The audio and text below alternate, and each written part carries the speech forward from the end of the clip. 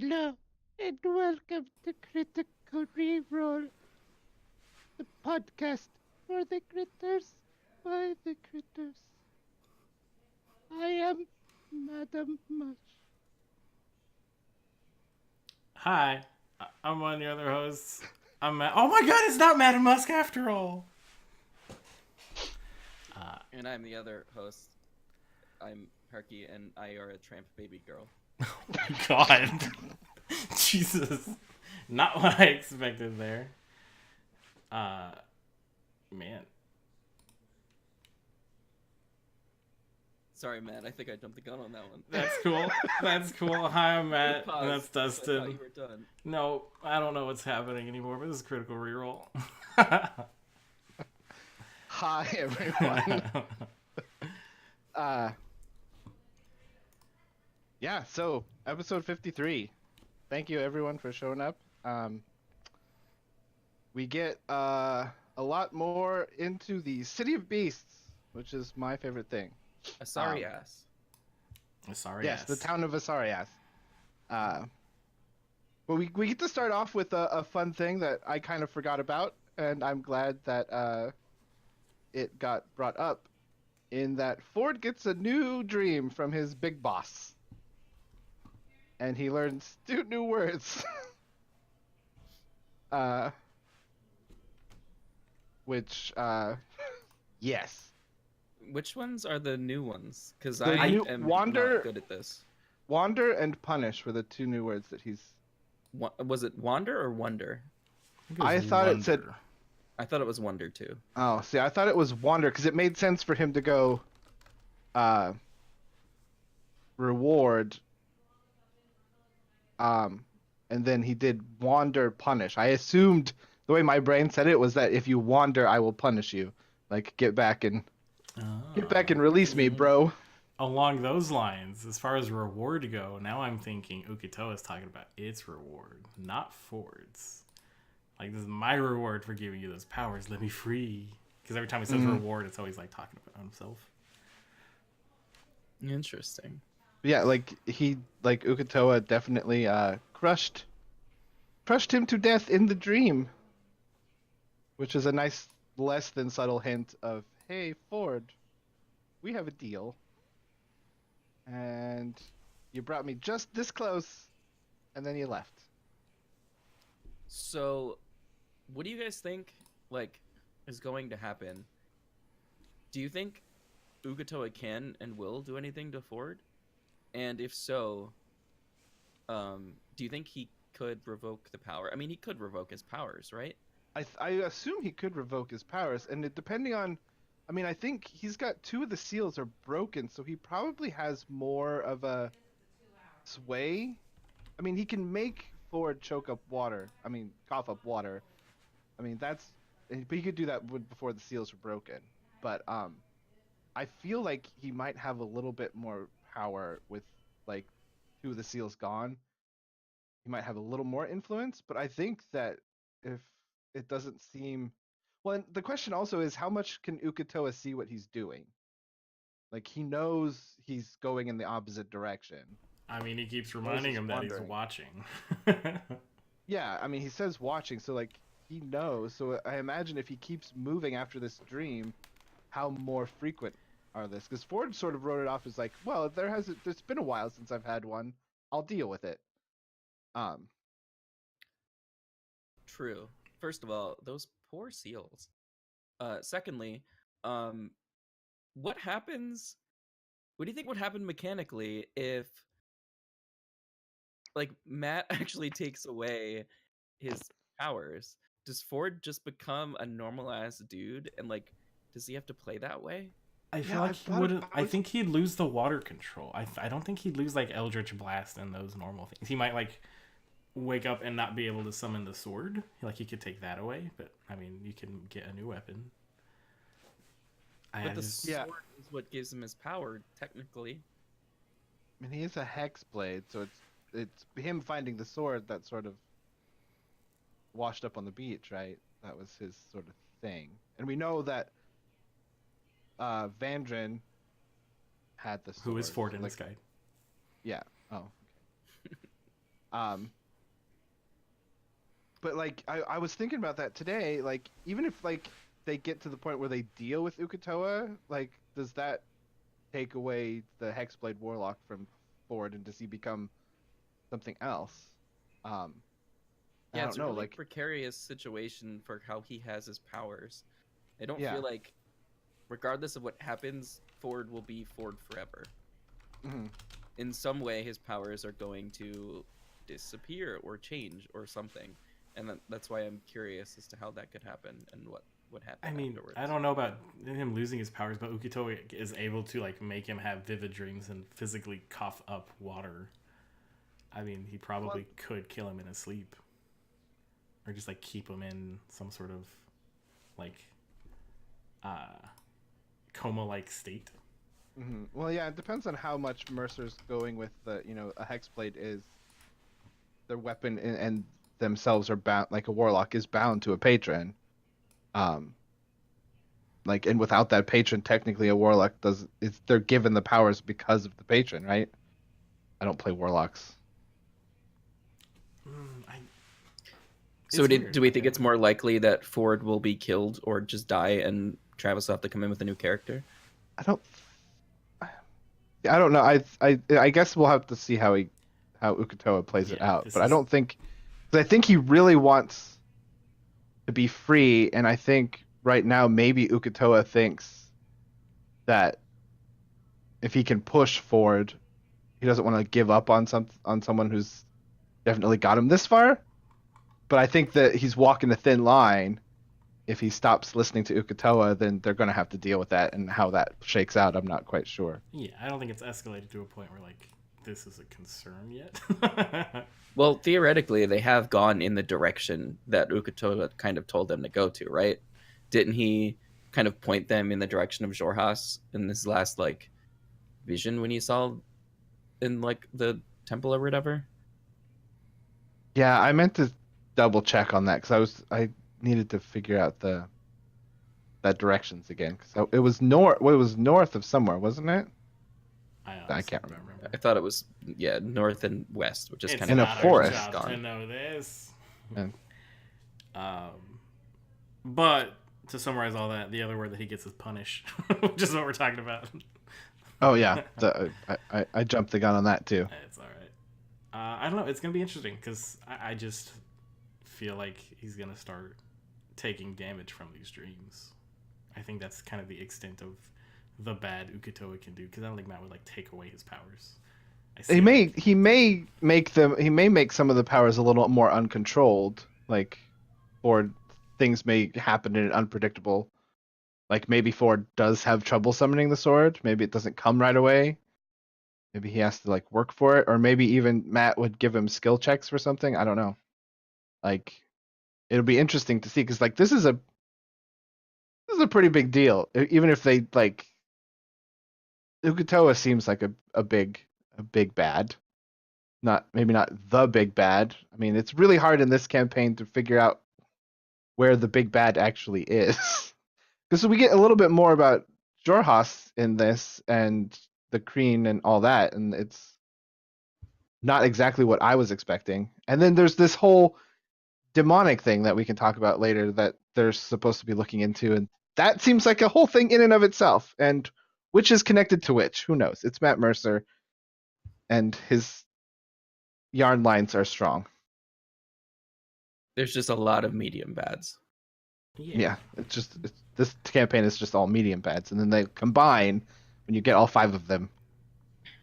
One Yeah, big like bad. our friend go_JG says in chat, I would love to see Ford lose his favor. That's why I was Mm-hmm. bringing it up because I am interested to see what would happen, and I kind of want it to Like happen. Ford tries to eat and Ukitoa makes him throw it up, so he gets malnourished, something like that.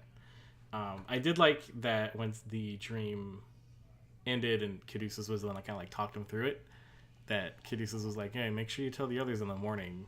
And Ford's like, "Do I have to? Do I have He's to like, know?" yeah, we're gonna. He's like, I think I will. Like, we have to. Like, we're here to help you, buddy. Which is Ford always being very like mysterious about this until he finally came out, and then he's still trying to be a little bit.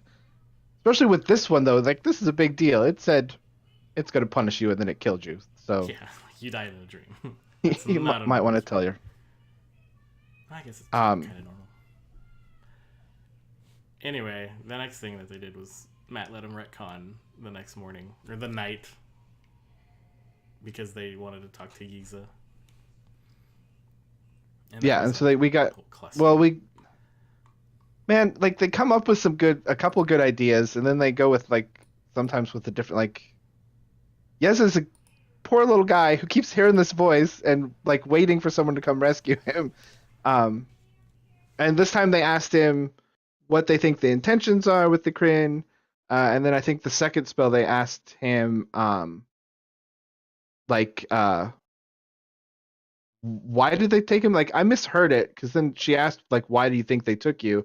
I thought they were asking like where for more because they haven't really asked for a lot of like specifics on like where did you travel? Like where are you actually in like the whole city or like if he even saw? I mean, depending on whether the Crane like blindfolded him or but They we seem get mostly just happy knowing that he's okay. With every single sending message, all they're concerned about is if he's in danger or not.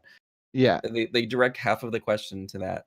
And I think he mentioned before that he couldn't really see where he was going, so he might not have a lot of information. Mm-hmm. And really, it's kind of okay that they retconned all of that because nothing happened. He's in a cell. They haven't been interrogating him. He's I mean, Yeah. we did get one crucial. Well, not crucial, but he doesn't know the name Not, so that's confirmed. Mhm. Yeah, like Not's never told him her new name. And that was like a weird thing. Like, I guess tell Not I said hi. And I was like, oh no. He doesn't know. Hi, I guess. It's your boo. Holla. Holla at your boo. Um. Go ahead. Yeah, and so they head on to Zorth and get their seminar on Moorbounders, which turns into a series of 3 skill checks. And it's Caleb, Jester, and Caduceus, who are the 3 that choose to be bonded to these. You have to have someone bounded to them, or they'll eat you. You could tell that Travis wanted to get in that so hard. Yeah. But it's good that he didn't because he has the lowest wisdom in the party, I think. Yeah. And that would have probably been a thing. And like then we got a definite there definitely was a discordant idea of how big these things were between the groups, and even I was thinking they weren't like this big because then Ford asks like or Travis asks Matt like how big is this, and he's like it's about a foot taller than you, and Ford is 6 something, right? So almost, I mean, that's puts Caduceus and the shoulders of one of these things pretty close to almost even. These things are big, They're which makes thick. sense now when Zorth was describing like they could probably hold like 3 people, 2 and not. Yeah, it was and, like they're small but maybe long. Like, but no, they're like, massive. Not like a horse. Just like a big horse is that Clydesdale. tall. Yeah, yeah, and Yeah. like I've never been that close to a horse, they're big. so I have no frame of reference. They big. So just imagine a horse, but like thicker. and with no Basically tail, Yeah, the like, size just of a them. cat face and weird ear slits and no eyelids and just a Yeah. really fucked up horse. Yeah, Caleb takes a look at the dodecahedron here, which is important for later, kind of, because he's not as good at animal handling as the others are. And I like that they're kind of thinking more like, what if we do put it on the stand and use it? Is that going to make it better? It's all kind of like creeping in. Like this, they're going to test that magic too much one day. Well, yeah, especially that they're on this side. That I feel like that'll just be like a beacon to someone. Yeah. They'll just like put Just it like, on there. oh, like, it's right here. Yeah. big sign. I'm over here. And then that kind of gives them the 2 plans. Like we can go find Yiza, or we can stay here and try to curry favor with these people. To like get geared up to then go get Yiza. Yeah, and then there's a little bit of a discussion on what this favor actually is. Like, do they think they can just ask for this person and they'll get it, or is it more? And we're really not sure like what this favor will actually entail, and they have to be really careful with how they figure this out. And I think they kind of threw some ideas on. We can't just say he's your husband because he's a halfling and you're a goblin, and we can't talk What's wrong about with the Empire. interspecies marriages? Well, Yeah. I don't. This is a city of beasts. Anything can happen in a Soras. But he's like captured by the Kreen, so there's a reason he's captured by the Kreen. I don't know. It seems like a very Probably for dicey his situation. looks. He's very attractive. They Yeah, want and he's got a very manly voice, the manliest Mm-hmm. in the village. What did they finally decide on? Like, if it happens, they're gonna say that they're mercenaries trying to just find this guy or something. Yeah, I think they went kind of with we're out to get this guy for a thing. It'll change the next time. Yeah. Oh yeah, they'll forget they never. Yeah, of course they'll forget that. That's what they'll come up with something completely different when it actually gets closer to that time. This is my old gym buddy. And so then they bounce off Zorth after they pay him. Caleb tries to lie about some actual prices to kind of get the price lower. Doesn't work. He rolled Zorth pretty kind of- well with that too. Yeah, he did, but Zorth must be pretty good at. I mean, you're a goblin that's in their 20s. I mean, this goblin has seen a lot because goblins don't normally live that long. Mm-hmm. And this guy's learned 2 lessons too. So, I Or did the same like lesson in the twice. whole. Yeah, well, I guess that's technically the same lesson twice if it's the more bounders that took each arm. But They can't I do did it like. again. Nope. I did like Matt describing when they were doing the training how Zorth just has this really good like nature with them and just makes these giant things. As a little tiny or just no armed goblin who has this power over these big beasts.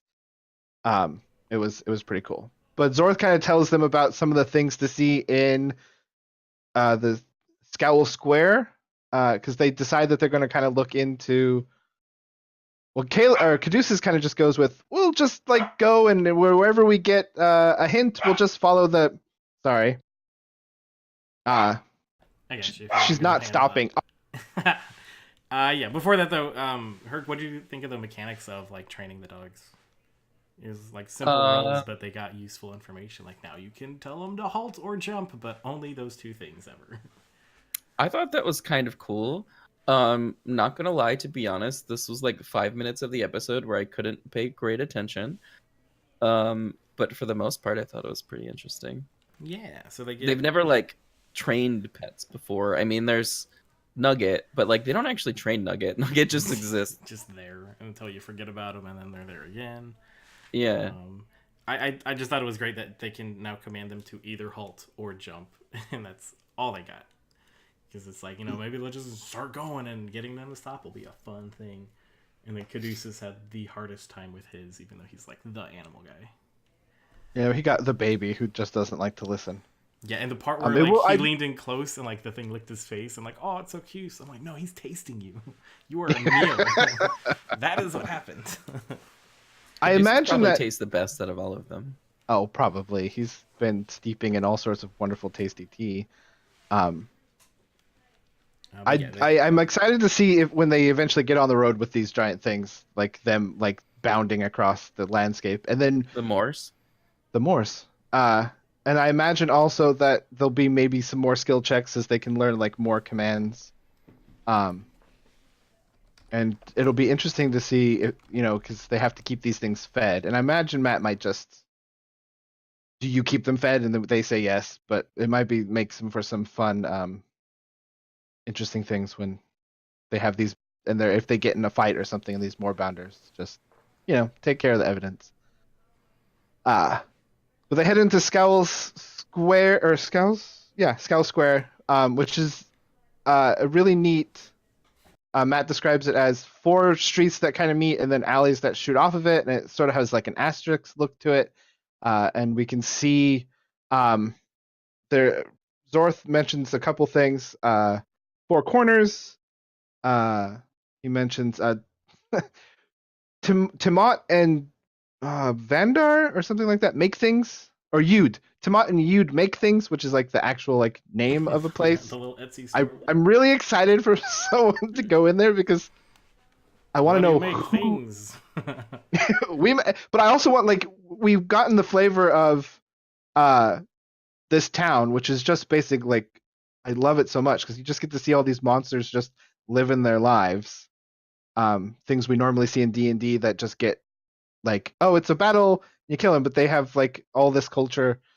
Uh, There's a lot happening in Asarias. yeah, He kind of I like really described like. it to a larger city. This is like a smaller city that's trying to look like the cities that they came from. Yeah, and I just love how they're just all out doing their thing, and I really want to know what Tiamat and you'd make. They're They gonna didn't make walk it in, there. see a bunch of taxidermied animals, and they'll be like, "Well, what do you do here?" And they're gonna say stuff. That's all. That's my hope. Just want to know what monsters are in there. And then Caduceus buys 3. Yeah. It's just what like one of those where the squirrel things where they're the squirrel stuffed things where they're doing I look like people and they're doing like people things. I don't know if you've seen those. Yep. I think there's someone that makes those. It's just really creepy. What did you guys think about the name Clarabelle? He named his moorbounder Oh, after that's right. his sister because she's We- weird too. I like how it was. Did you name the moorbounder after your sister, or did the sister remind you of the moorbounder? It's like, does it make a difference? Yeah, we not did wrong. get Yarick, Yarnball, and then Clarabelle. Yeah. Which is like the most backstory you've heard from Caduceus in a while. Yeah, we don't get a lot so far, but it'll be interesting if we ever run across one of his family members who's looking for answers to corruption. Which, speaking of corruption, we do get a visit into Baron Visco's butchery, which Oh, hold I on. just, If they Oh. do see Caduceus' sister, they'll see another Furbolg and then ask if they know Caduceus. And for once, they'll be like, yes. yes, yes, this will be an actual furbolg that knows another full furbolg. Absolutely wonderful. Continuing into Baron Visco's butcher shop. Yeah, and I just love that, like, you hear Baron Visco, and then he describes, it was an ogre, right? An ogre in, like, sort of like a fancy frilly vest, and puts on a monocle. And I like how there was, like, a gnoll with a list who seemed, like, really agitated, because he's just doing some errands. Gnoll just hanging out in a meat shop, getting errands. It's a Goblins. regular Null. Yeah, a regular like, gnoll. legitimately. It's just a regular gnoll doing his errands, and some goblins. And like the ogre washed his hands. I don't think it was clean water, but like he washed his hands and then put a monocle on. Like this is, you don't think of that. Yeah. And Caduceus kind of inquires about some of the meats because he's looking to, do some cooking and keeping his crew safe. And he does roll a really good nat 20, I think. Didn't he roll a nat 20? Mm-hmm. So he gets this sense that there's a bunch of rotten meat in the back, and Baron Visco does mention that, yeah, it's weird. The meat is spoiling really quick, more faster than it normally does, with the normal prep processes. So there's that's a little hook to get them like the information that they are supposed to be sort of tracking down where this abyssal rifts and dreams are coming from. And so we get a little flavor that, yeah, something is definitely going on. The meats are spoiling. We know that there's already bad dreams. I did just like a fancy ogre butcher. That was a nice touch. And I do like the confusion when Caduceus was saying, I don't eat meat. Just like that. Yeah, you do. You're I don't funny. understand. Here's a slab. And And like you get another possible side quest with the rotted meat in the background, but like the Baron's not giving you any information because he doesn't know where it came from. Because like that could. It is. yeah, it kind of came from everywhere. Like there's no specific source that's making it rotten. It's just the meat is rotting. And he does mention that there is like a call out to the people of the city to bring stuff in because they're having this problem. And we know that Gluzo and his tribe are out collecting food, and it might be a bigger problem in the whole city that food just isn't lasting like it should, which means that's a nice weird thing that's happening. We get asshole fish vendor, who just looks like a guy who just decided to become a fish vendor. and is not good at it. Doesn't know the actual fish, just knows them by their colors or their vague hues. We get like a 1 red fish, 2 blue fish, something like that. I messed up that joke. Uh, We'll fix I it like in how it was post. also like a black dragonborn with like all upper body strength and skipped out on leg day because that's like an interesting, scrawny little legs but big old beefy. Um, but yeah, he's not good at selling fish. But the fish aren't. He doesn't know anything about the rotting stuff. And then we get the group decides to head off to the little hut or a tent, um, Either one's covered important. in covered in thorny vines, and we get to meet Madame Musk, who Perfect. once again Matt pulls out an amazing voice and this creepy. He describes it as this giant head with 2 little armed claws. It looks like an old lady, but with baby proportions. With his, I hate it. and then It's the like, minute thanks, he I hate starts it. talking, Travis was already that. Thanks, I hate it. And then he describes like a wicker chair. There was a really cool description too, because described, like it was definitely like a herbalist kind of place, and there's little cages with little creatures covered in moss moving around, which I got a very Jim Henson-y kind of Dark Crystal vibe from that whole thing with just little critters in cages. Uh, and then the wicker chair with baby grandma rocking away, and Travis was like, "Nope, nope, kill it, Kill it, kill her. now." Nobody's gonna come in here. Nobody's gonna care. I love her. We must protect her forever. Oh, we Yes. must protect Musk. Um, Favorite interaction is just, what do you accept as payment? Gold or trade? Not souls and faces? Are you offering? I was like, yes, that's so quick, Matt. it This was, isn't having any of it. and she kind of describes that she makes potions, and she's got some antivenoms, which Ford buys all of them. She does mention that she can make healing potions if they bring her 2 more mosses or 2 mimosas. I'm still confused at what she's asking for, to be honest. So I imagine it's a moss called tumor moss, and she says that the dramatic way she describes the little grove and how the whole crew is just losing it. 7 trees in circling a grove. In there, you'll find the biggest patch of tumor moss. That's great. But I mean, there's a little side quest. She used to have little boys that get her stuff, because she definitely mentions multiple times that she doesn't wander around the city. But we do get another flavor of the demonic stuff when she mentions that, because they ask kind of about that, and she mentions that there is a guy in town who was recently executed because he went mad and killed his whole family, and she kind of points them in the direction of the house, which was another, I don't know how much, like, because they literally have no idea like where the source of this is, so this one's going to take a lot of investigation, which makes sense on why the bounty is high on it and why it could curry a favor, because we also get the whole flavor in this episode that the army is moving out, and it looks like they're heading west to continue the war, so they're going to lose a lot of the city becomes more vulnerable if this demon thing does, present a bigger threat. So I thought the story about Portis was interesting just because they've painted Xhorhas to be this like awful evil place, and like obviously they've fought a little bit in here, and it is the city of beasts, and there's a lot of monstrous creatures around, but they were still unsure about how this city is run. And of course, they mentioned humans are pretty rare here and aren't always looked upon greatly. But the story that he like kind of went crazy and killed his family and then was executed kind of paints the picture that this is a city that's relatively normal as far as like law goes. Like murder's not okay. Like this dude like did something bad, so they killed him. Like it seems like it's not really an evil place. It's just different.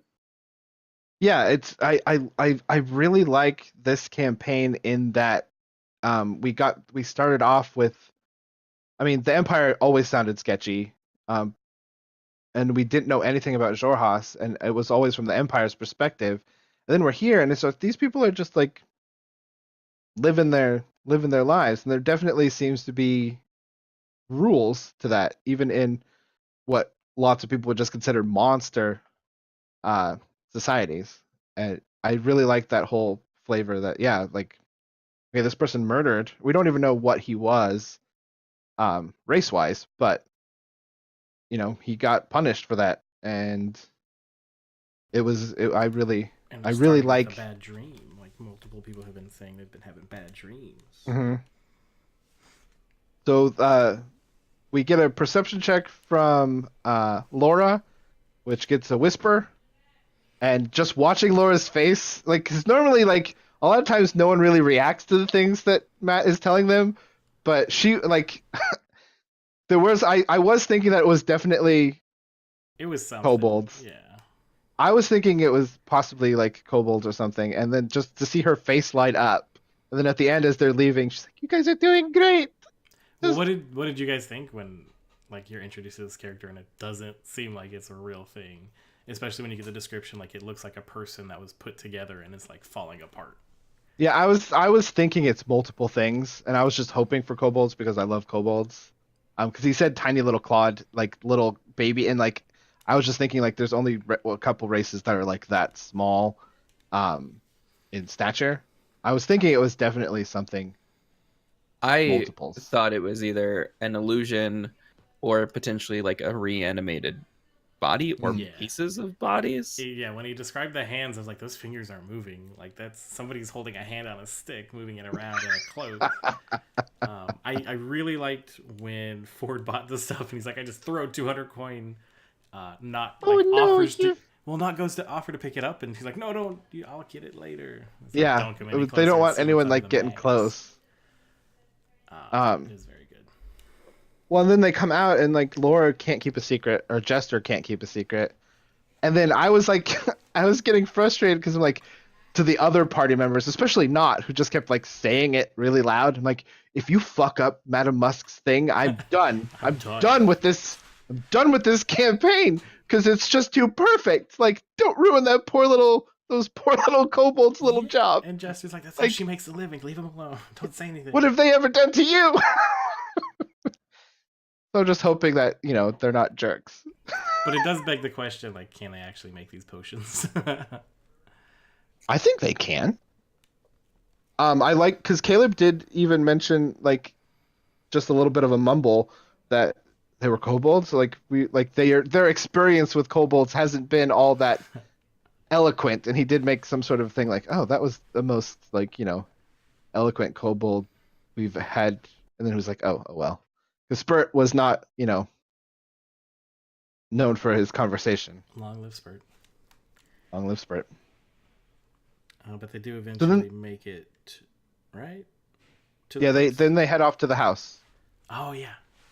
They head off to the house and they kind of look around in the house. And there's another part where a bugbear is just walking by and is like, "Hey, what are you guys doing?" They're like, "Oh, this guy owed us money. We're gonna take his furniture." And he's just like, "Yeah, okay, that seems about right." That was such a quick and good lie. Well, they do pick the lock to his door in broad daylight in the middle of the city. So I was not surprised that someone noticed. Yeah, I was hoping that there'd be something. Oh, was it a hobgoblin? Yeah. Can't remember. It was a hobgoblin. Sorry, I get those two confused sometimes. So they kind of check out the house. The bloodstains are still there. They kind of peek around for any sort of mysterious stuff, but they don't really find any clues to the corruption or anything like that. So they head back to the Four Corners. And they head into Four Corners, which turns out that it's a bar with a sandpit inside. The reason they went here is because they were hungry and Ford wanted to eat. Oh, that's right. Ford had made it very clear from the beginning they left the campsite and headed back into town that he was hungry. Very hungry, and he had finally had enough. And like, we need food. So they headed into the inn, filled with various races. A big old supercut ogre, a crazy bugbear bartender. That talked to himself a lot. I liked that Resic the Mad or something like that. Resk. Yeah. Called out an order and then replied to the order, then went to go cook the order. Love it. So I think it's important to note here that they walked in together. Yeah. And everyone stopped to look at them because of who they are walking into this place. And then Ford asks Bo to punch him, which she does. And then everyone just kind of carries on. That is important, I think, when it comes up later, that it's very obvious that they were like a party of friends when they came in together. I don't really understand how that was taken by everybody, because she punched him, but like that doesn't really mean that they're like not together. Yeah. I don't really understand. It was just a thing. Yeah. So I mean, this is kind of foreshadowing a little bit, or maybe jumping ahead, but they do a bunch of stuff later in the bar where they kind of almost act like they're not friends, or like they would do things that would raise a lot of suspicion, like could do Caleb with his cat and whatnot. But I think it would raise so much more suspicion if people would just realize that they were friends. Same when Ford goes and talks to the drow and pretends he's drunk all of a sudden. I feel like everyone looked at him and saw that he hasn't drank anything since he was punched. I don't know. I don't really understand how that worked. Sorry for my little. Yeah, it was a little, it was a little confusing because they did all sort of walk in together and then. Yeah, and everybody. I mean, considering what that looked, everyone stopped and looked, and then considering how they described it play out, Ford would have just looked over to Bo and said something, and then Bo would have punched him, and then they all kind of go. Well, Bo takes off towards Cut Ogre, and then they all go to a table. Yeah, it's not like they're. Don't make it look obvious, guys. Let's pretend like we're not a group, and then they all go to a group table and sit down. Yeah, it was a little weird, but I thought it was funny that the reason Bo went over to the ogre when asked was just, I want to be his friend. Yeah, which is so Bo, and I love it. Bo has a type, fighting, not like romantic type, but she loves a good fight. Mm-hmm. And it was that. I mean, it's really. Bo has a lot of Vox Machina Grog kind of style, like, oh, a fighter, like, I'm going to go deal with that because that's what I like doing. Mm-hmm. And the ogre wants nothing to do with her as a human. And this ogre looks like he's been the champion of the Four Corners for a while because he's got a busted jaw, his eye. Like, I don't even want to describe it because even when Matt was describing it, I'm just trying to picture what that would look like. And it's just. Nope. Yep. It's fine. And he doesn't have an eye. Just a normal eye. He doesn't have an eye. Totally normal. And he just makes a comment like, you smell like a human, you make me hungry, and he walks off. And the rest of the time is Bo trying to talk to people and pissing them off so they walk away. Because Ford, I think, does a check to see who else is, like, if there's anyone, like, alone. And Matt describes there's a drow woman kind of in the corner. I think Bo definitely notices that. Bo tries to go over and talk to her. I don't know what you guys thought about that drow, like, right off the bat. If that pointed anything out, or was it just... Well, the thing we're skipping over is that it's called the Four Corners because there is a giant fighting pit in the middle. Chairs in four corners. Yes, and it seems like it's until the map was there. A battle royale kind of situation. There were chairs in four corners? Okay. Mm-hmm. I just assumed it was because of the box. Got it. And basically you have to throw in an ante, and then if anyone wants to call it, then they will jump in and start fighting. The ogre, the only time he paid Bo any attention was when she mentioned how to fight and how to get in there. Other than that, he wanted nothing to do with her. But then Bo talks to the drow, who seems to not want to engage with Bo either. Not quite sure why, but she definitely gets some kind of a vibe from Bo that she doesn't really want to engage with her, except for potentially fighting. So she mentions that as well. And then Bo storms off, or she leaves, actually. Bo is confused as to why she left. And then Ford goes to talk to the drow. And, like, I don't know. I didn't get any specific. It didn't make any sense to me. Like, why did you single out the drow? Well, because she was the only one sitting at a table alone, and that usually means it's someone who can be more approachable because they're not in a group of people. But that also means that they can feel more threatened. So I can see both sides of that. Yeah, I think Ford goes over it and tries to be drunk and see if he can play that angle. Which again, he's clearly friends with Bo and not drunk, and I didn't understand how that was supposed to work. Yeah, so they weren't making like that big of impressions on these people. I think even when Bo was talking to the drow, she was like, "Well, what's your name?"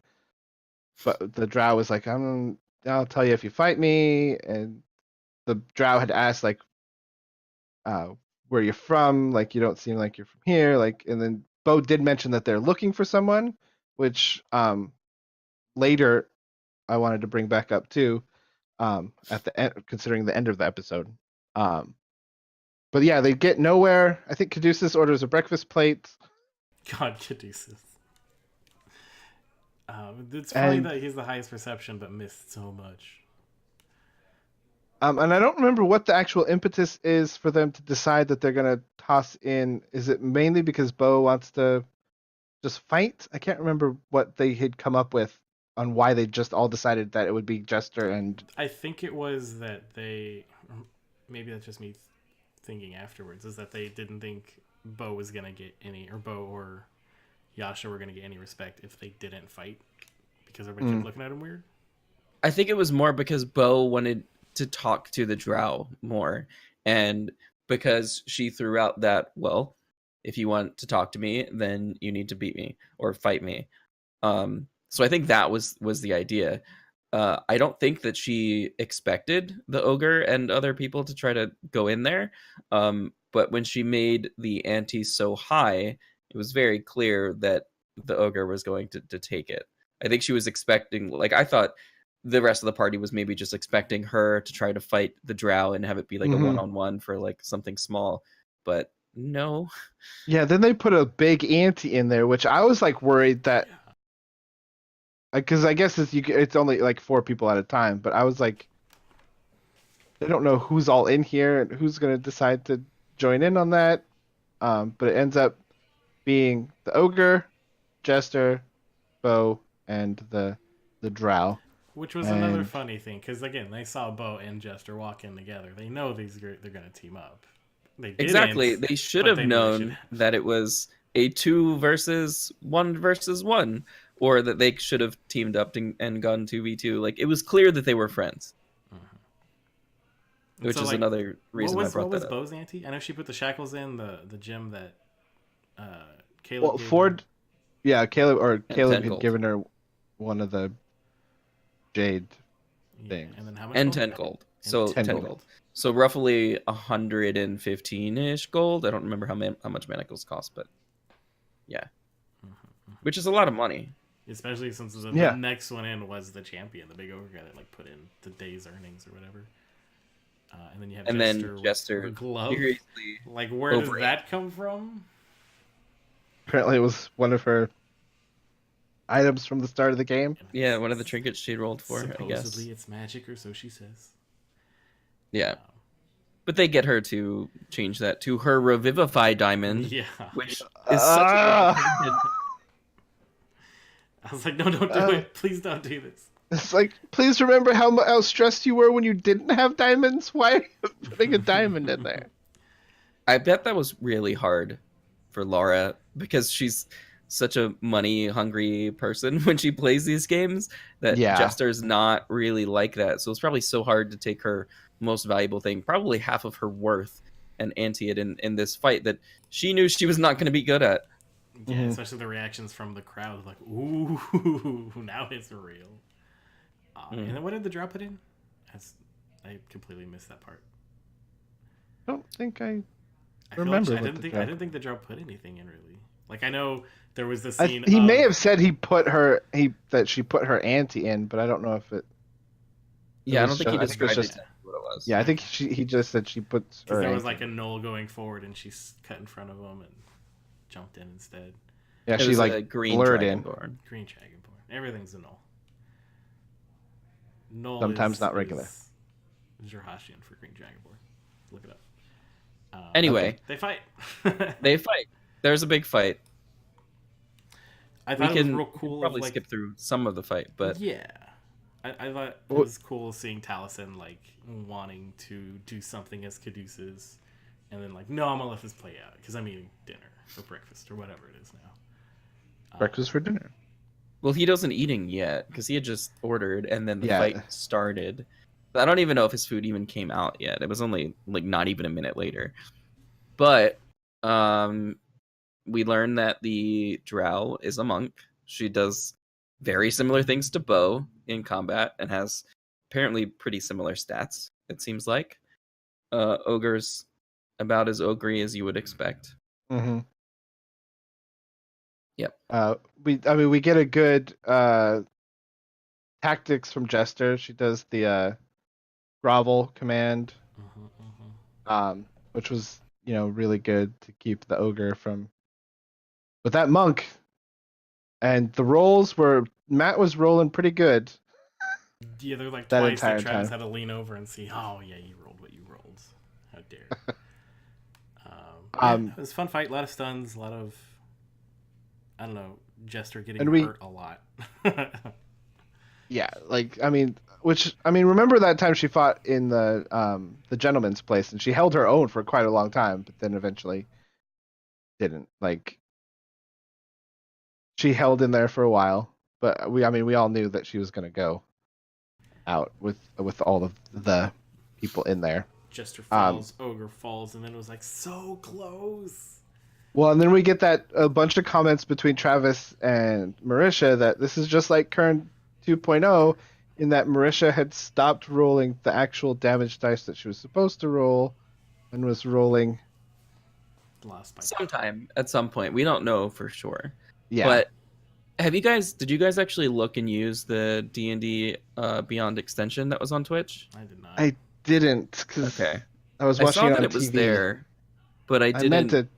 use it much. I was asking because I was wondering if it shows you which spells they have prepared. Because I was going to ask what you guys thought Jester could have done better to make her more formidable, but it's really dependent on the spell she would have had prepared for the day, which we don't know unless that app tells you. Yeah, and I don't think it tells you necessarily what spell. I don't think you can get into the spells, because I think it's mostly hit points and stats. Yeah.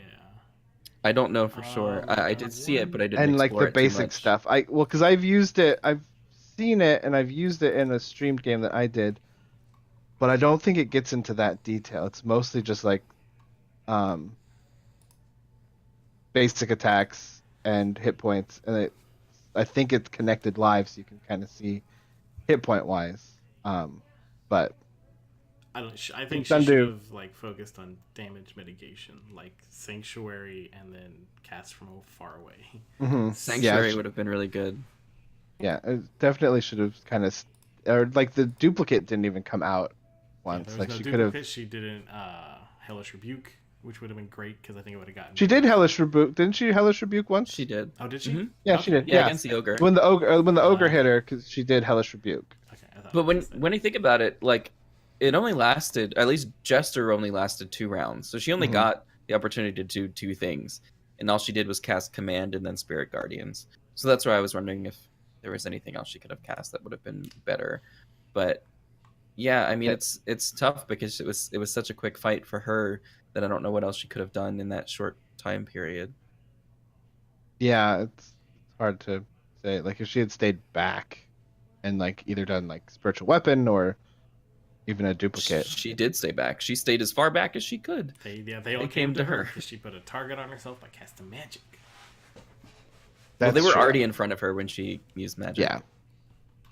But still, She didn't. They got to go first. Like the Drow had stunned Bo and then immediately charged Jester before it was even Jester's turn. Yeah, because that drow knew what she wanted. Meanwhile, we she have finished. not dragging the diamond ever so slowly towards herself Mhm. with her hand, until she I gets thought that was crushed. going to end really poorly. That was Same. I was afraid of that the whole time. It's like, no, you get caught, it's over. It is over for you. And she does at the end of the fight when the Drow takes Bo out with a nat 20 reaction, right? Hmm. And again, Caduceus thinks about negating the 20, but then just like, no, this is a good lesson. Which is a funny thing because I don't know how much Bo had, but I feel like that could have actually swayed it in her favor. Yeah, I thought that yeah, because I didn't know what her hit points were at, but that I felt that could have definitely pulled, especially because we learned afterwards that she only had 2 hit points left. Yeah, but there were a couple other things that were bad, like we mentioned. Marisha could have potentially been rolling poor or like worse damage dice, d6 instead of d8s. So on average, she could have done 2 more damage or like a couple more damage with her staff attacks. But in the fight, actually, right after Jester cast the old gravel grovel, the Drow had stunned both Bo and Jester. Jester during her regular attack, and then Bo with a reaction. Those stuns are supposed to last until the end of the monk's turn, but Matt, with the coaching of Jester, removed the stuns at the beginning of her turn. So those attacks against them would have been at advantage during that time. So if Bo had won during that, it would have been probably because of that mistake from Matt to begin with anyway. So it worked out with the person winning it kind of who should balanced have that. won. Well, and it always tends to do that anyway, because there's usually mistakes on both sides sometimes, and again, there's a lot to handle in D&D 5e, especially in combat. It's easy to. The other thing of note before that happened was towards the end of the fight, Caleb threw in Frumpkin to use the help action against the Drow specifically to help Bo. Anyone not see that happen? Anyone not concerned that Caleb was interacting when he is very clearly their friend? Who I assume came in with the cat, or then magically made a cat appear and no one noticed? I mean, it's a busy bar, man. They didn't see. They see nothing. I mean, 7 people can walk into a bar and not be friends. After everybody looks at them, and then one leans to the other and punches them, and then they all proceed together as a group to sit in one place. It's the coincidental. 100%. Yeah, no, I thought it was and thrown out, and like I 100% not only get caught and thrown out, but like giant bar fight. Like I thought everyone was going to jump in on that, and it was just going to be a brawl. Yeah, I worried that like didn't really know the rules of like what happens like when there's a battle happening. Like if you interfere, like it could trigger. And at the end, when Not kind of flings the diamond into someone else's pouch, we do get that there is a Kryn warrior in the full armor, kind of standing there and being like, "No, that diamond doesn't belong to you. Put it back in the thing." It's like he's probably been sitting there watching the whole time. He's got so it, there could be that he could have seen like all of this happen and being like a mental note, putting these guys on a list. Mm-hmm. The battle cool. does. Oh, sorry. It was cool of Caduceus to cast Spare the Dying on everyone as they fell to make sure no one was actually hurt. Mm-hmm. So there was no real death danger. Well, except for the ogre's balls. Those will never. Well, it's in Gordranas already, so they'll meet up with it when they find Yeza. It'll be in the cell next to him. The battle does end. They get the Drow comes and sits at the table, and we get a little bit of the whole bar kind of respects Bo now for even like going in there and putting up with what she did. But then also even though she during all lost. of this, before the fight started, everyone's like looking at Yasha to fight, and she's like, "No, I'm actually very uncomfortable here. This is where I'm from here." I thought that was just like a cool little note. Yeah, and then she's like, "Yeah, and I just don't want." She was very sort of like that local when you have visitors, sort of. Are we embarrassing you?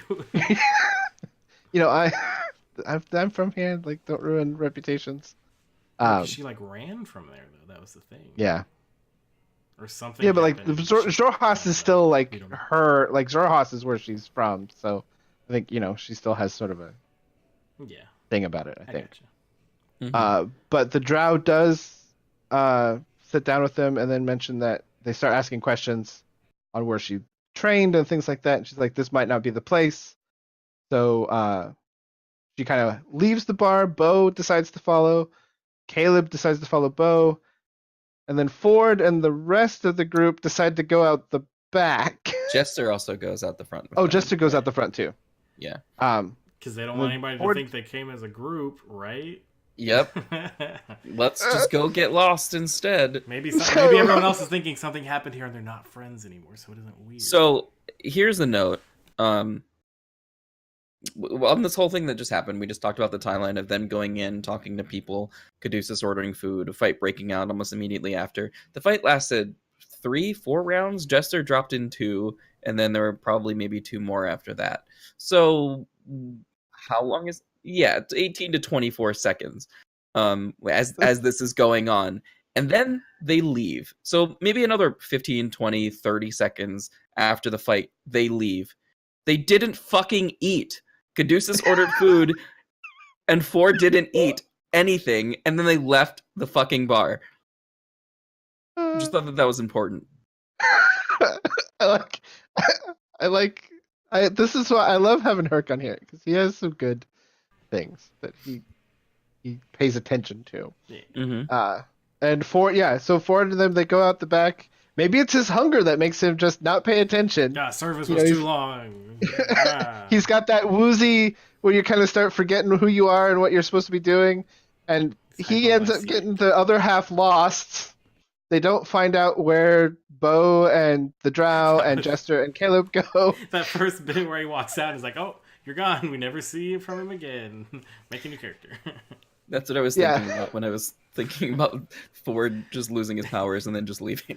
Travis just having to make a new one. Oh man, they blew off the island Survivor style. Meanwhile, while half of the group is now lost and doesn't know where they went, Bo follows. Bo and Jester follow the Drow down an alley. Caleb kind of does stagger, lets Frumpkin go ahead, and then is following behind Frumpkin. So at this point, though, what are you guys thinking? Because they have a little exchange of like, okay, we think she's the spy. Does she think we're the spy and she's going to lure us in and kill us? If this cat follows us and she's not a friend of ours or something, is she going to see the cat, know that that's the cat that fucked her up in the battle, and then kill us because of that? Like, what's going to happen in this alleyway?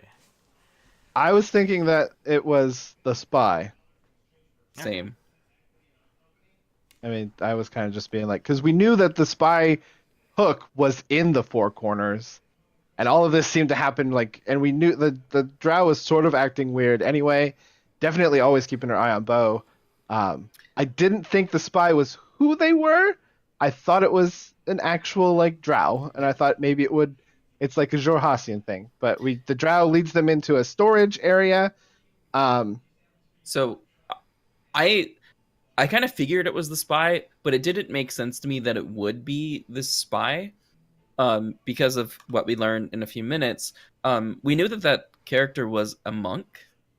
Monks maybe aren't the best spies because they don't have magic to be able to send anything anywhere.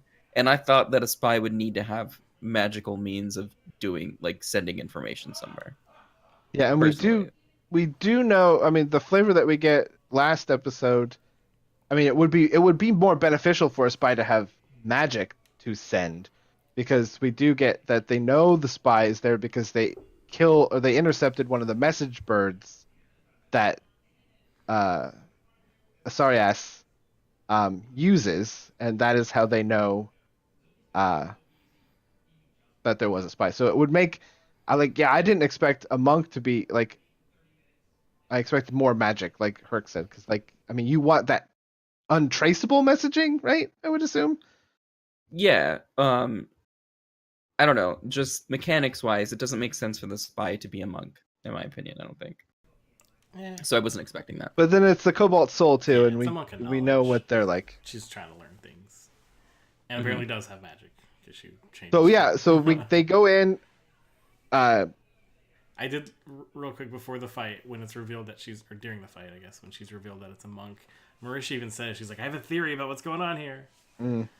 She knew. She freaking knew. The Drow changes into Dairony, which I fell for the ruse because I did not expect Dairony to be here. Almost everybody else last episode of Critical Reroll, we're guessing that the spy is probably Dairon. I just assumed that the Blade Garden thing was a real thing. Yep. But no no, reason that to was not believe It was the cover story. it was to prevent her from following, which I wanted to bring up. That when Bo was talking to the Drow, she had said that we're here searching for someone, and because that now knowing the Drow was Dairon might assume that Bo came looking for her and not actually like what Bo was actually saying is that they're looking for Yeza.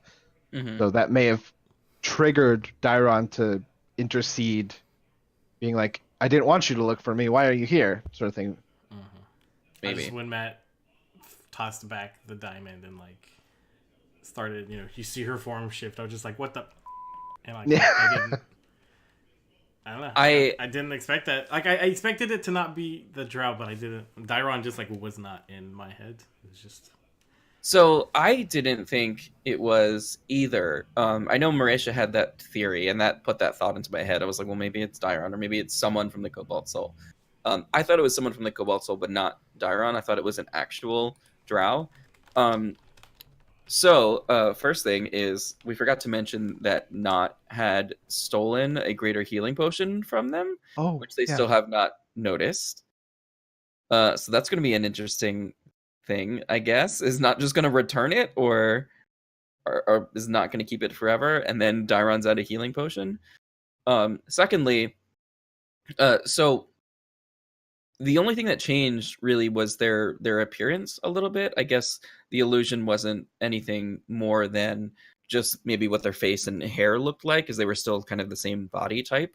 So Not wouldn't have noticed that it was an illusion on touching them because of that, because that was something that she checked for to make sure that creature was who they thought they were. What's weird to me is, I guess, Matt, like, because they were really kind of harping on that creature. What kind of illusion magic is it? Because Matt didn't mention how she had shifted back from a drow to herself. Obviously, that's not a thing that a monk would know, unless maybe they had like a hat of disguise or something like that. But he didn't mention her taking a hat off or anything like that either. So I don't know how it happened. She could and what kind of have like multi-classed into something that could do alter self. Maybe. Or it could be also some sort of Cobalt Soul trickery item, or I mean, if they have spies, they might have like a spy kit. I mean, Cobalt Soul might have its own like Q department, and it might be something, some enchanted thing. Or she raided Snape's supplies and got some polyjuice potion. I guess alter self. I don't think you can change like your full appearance with alter self, though. I mean, did she though? She just made her skin drow skin. And grew hair. No, because he described like the clothes, like that. Her clothes too. also changed. Oh, did the clothes change? Into the Cobalt Soul with alter self. Reckoning. Yeah. I was gonna say, alter self does change appearance. You transform your appearance. You decide what you look like, including height, weight, facial features, sound of your voice, hair length, coloration, and distinguishing characteristics. So not. Yeah, clothes. but I don't think that's not clothes. You keep the clothes you're wearing. So the reason I also bring that up is because a lot of people just, from my experience in playing a lot of D&D, just assume that illusions are what they are.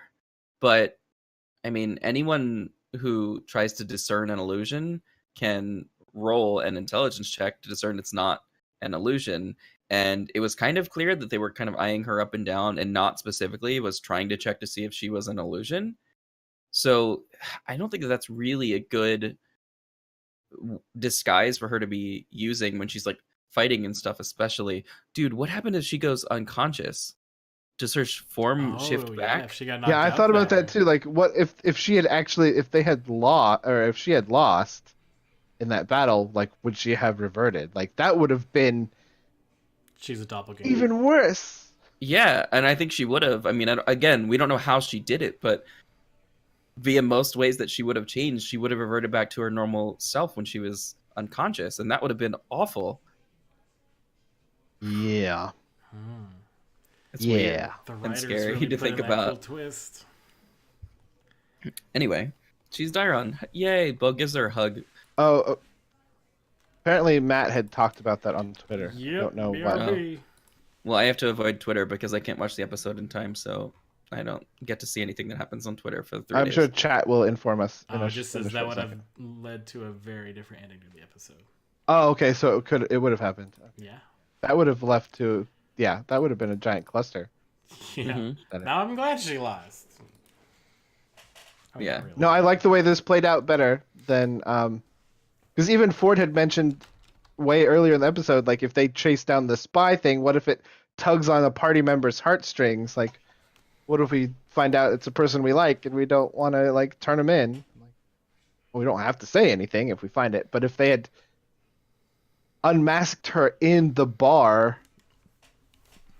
that would have been, especially if we know they're a Kryn soldier there, that would have been. So now the episode ends with that cliffhanger. Let's compare notes.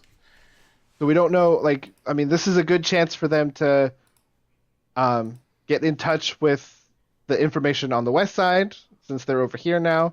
But maybe Dairon has information that can help them. I mean, I don't know what they'll tell her, but they could say that they have an opportunity to curry favor, that they're looking for this person, and who knows? I mean, I feel like Dairon has been doing this a while, by game wise, so maybe she might know more about Jorhas and could give them tips before they head out. Yeah, I mean, they asked about her in the travel from Nicodranus into the Empire. So, like, shortly after they got into the Empire on that journey is when I think Bo asked Jester to ask about her. Yeah. And that's when she gave the cover story of Blade Garden, and that was at least a week of in-game time ago with all of the travel. Yeah, I think it was maybe more than that because they spent I think it was about 3 weeks days underground anyway.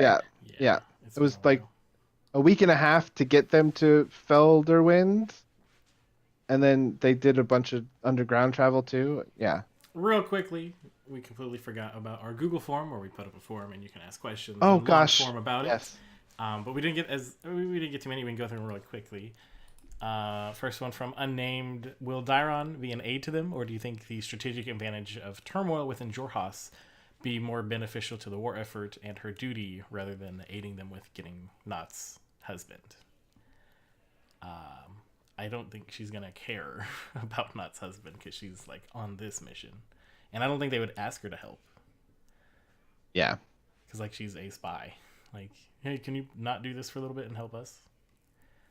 Yeah, I mean, I think she'll be an aid to them. Like you mentioned at the end, she talks about comparing notes about what's going on with this war. So I think she's at least going to have information for them. I don't think she's going to jeopardize her position to do other stuff for them, but they can at least do that. Because like if they ask for help, they're gonna maybe have to divulge that they have the dodecahedron, that this guy Yiza can like do stuff with it.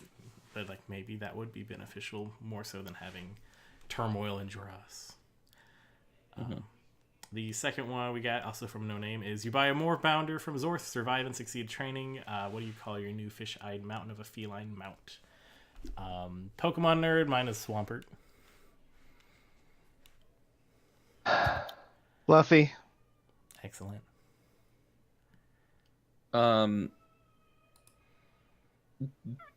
Dr. Donut. Dr. Donut. Love it. Love it. All those potion brewing, creepy hag voice kobolds. What other mysteries and wondrous brews are they hiding in their rustic shops? I have no idea. I feel like one of those is just full of mud. I don't think they would have anything else beneficial because Matt didn't really list anything else. Like they can make healing potions, and they. I think it's a matter. I think it's they didn't really ask in depth, but I think Metamusk can do all sorts of things. And it's Metamusk is new precious child. Don't mess with her. She knows what she's doing.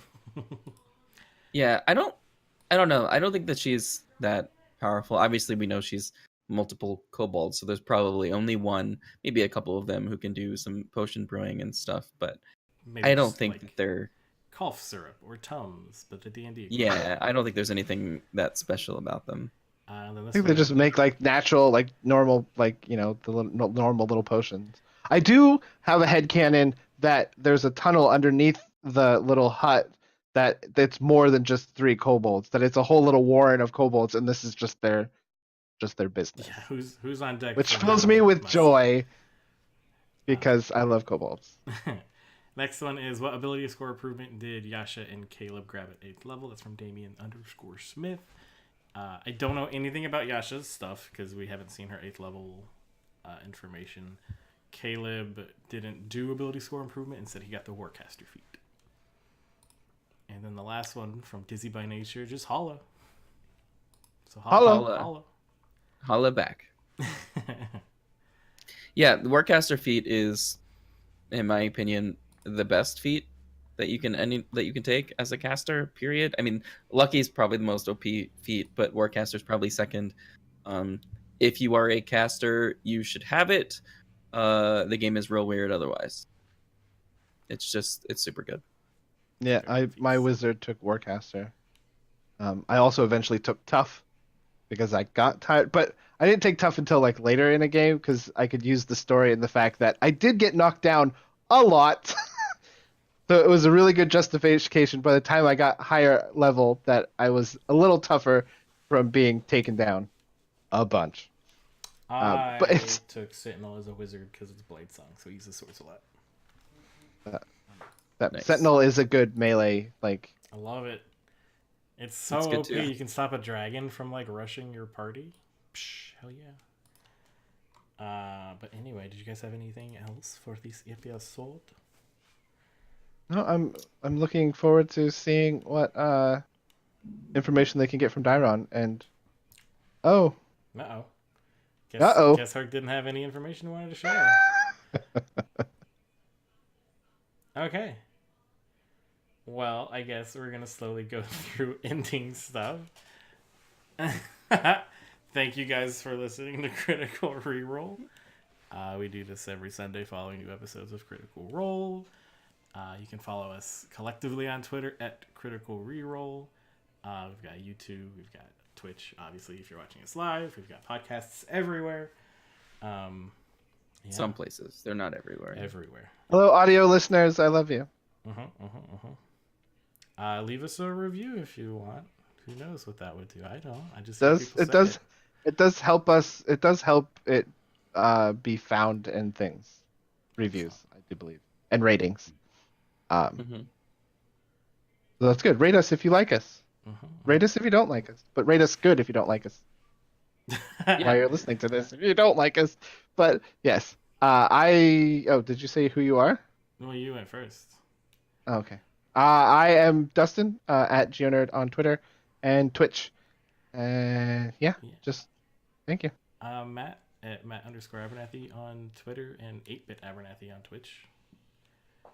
And I'm Herky. You should not follow me on Twitter, but if you do, you would have noticed that I've been doing dumb things lately, creating or letting some bots create some D&D related content through the neural networks with very interesting and funny results.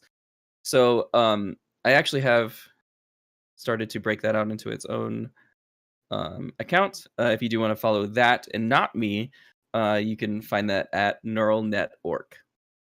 Yeah. That's it. I think it's funny. I'll be posting some shit there. That's us. That's Everybody it. Goodbye. bye. Goodbye. And I click that button, and we're still not muted. And I click That's that fine. button. Don't mute us. I like the chatter afterwards. Oh, that's the best. It's like, how am I gonna end the podcast? Just with us like talking them to sleep. Good night, bees. Hello, bees. Good night, bees. We've been talking them to sleep for an hour and 15 minutes.